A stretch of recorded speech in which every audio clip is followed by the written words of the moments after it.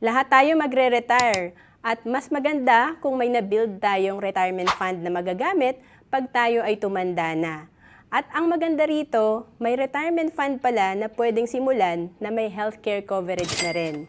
Ito yung Kaiser, tinatawag na 3-in-1 investment kasi dito may healthcare ka na even beyond 60 years old ka.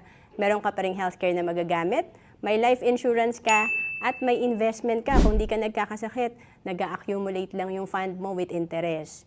And mag-sample tayo dito na sa mababang plan na sabihin na lang nating one-time payment, K45, ang total na investment mo or binayaran nasa 169,640.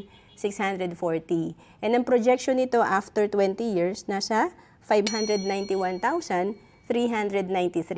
Kaya maraming kumukuha ng Kaiser kasi pag nagkasakit tayo, may magagamit tayong healthcare, makakatipid, and pag hindi tayo naging sakitin, healthy tayo, may reward tayo kasi up to 3 times ng savings natin, nag-grow yung pera natin. To know more about Kaiser, message mo lang ako sa Facebook, Roancelis Capistrano.